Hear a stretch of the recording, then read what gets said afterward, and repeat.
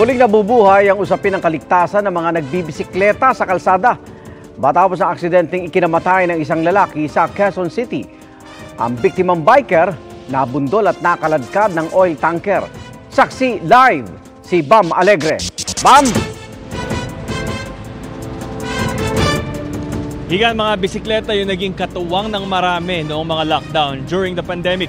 Pero ngayon na nagbabalik normal lang ang sitwasyon at sumisikip na muli ang mga daan, nawawalan na nga ba ng puwang ang mga siklista?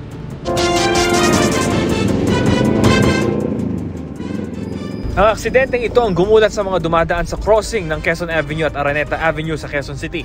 Pasado tanghali kahapon, nakaladkad pa ng oil tanker ng ilang metro ang siklista na kanyang ikinasawi. Nagtaka ako, may nakita akong gulong ng bike na parang kinakaladkad ng truck sa ilalim. Hanggang sa pagpihit ng tanker, yung bike, yung gulong, nandun na sa may double tire sa left side, no, sa rear. Ang driver ng oil tanker, hawak na ng QCPD Traffic Sector 4. Hindi ko po nakita talaga eh. Hindi ko nakita. Pero nakabang na po tayo. Ako, tumatakbo po ako. Pero dandahan kasi pakurba po yun. Hindi ko naman po napansin na may tao doon, may bisikleta doon na hindi ko talaga nakita. Ang road sharing para sa mga siklista, isang mahalagang issue ng road safety. Si Ray Batayon, nagtatrabaho sa warehouse sa Quezon Avenue at sa Araneta Avenue lang din siya nakatira. Bagamat malaki ang tipid sa pagbibisikleta, minsan napeperwisyo na rin siya ng mga kasabay sa kalsada na di marunong rumespeto sa mga bike lane. Motor sir, pag minsan, sumisingit minsan ang motor eh. May mga motorista minsan na pag matraffic, sumisingit sila sa bike lane. Wala naman sa Antipolo, pinapadyak lang ni Anthony Calanasan ang biyahe pa uwi sa Caloocan. Ngayong mataas ang presyo ng produktong petrolyo, malaking menos ang magbisikleta. Kahit maraming sasakyan na uli sa lansangan, bisikleta pa rin ang pinipili niyang uri ng transportasyon.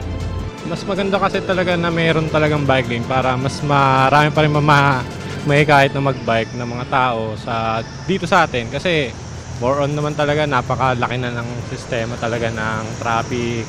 Sa tansya ng MMDA, baka raw magdoble ang bilang ng aksidente ngayong taon kumpara sa 2022. 2021, 58,000 ang na-record namin na aksidente sa Metro Manila.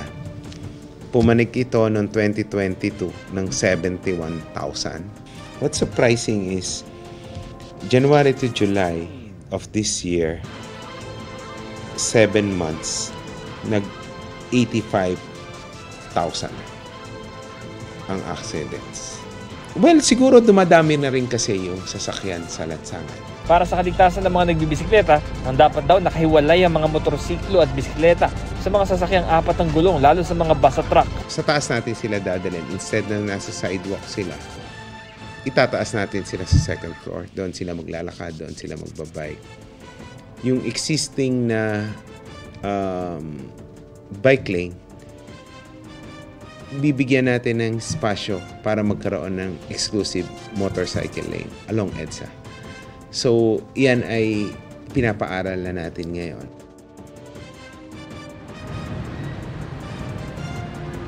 Narito tayo sa panulukan ng Quezon Avenue at ng Araneta Avenue kung saan nangyari yung aksidente. Pronounced yung bike lane doon sa may bahagi ng Quezon Avenue, pero dito sa bahaging ito ng Araneta Avenue, hindi masyadong kita na meron talagang bike lane. Live mula rito sa Quezon City para sa GMA Integrated News, ako si Bam Alegre, ang inyong saksi. Mga igan, samahan nyo kaming saksiyan ng mga balita. Mag-subscribe sa GMA Integrated News sa YouTube. Para sa mga kapuso abroad, samahan nyo kami sa GMA Pinoy TV at sa www.gmanews.tv.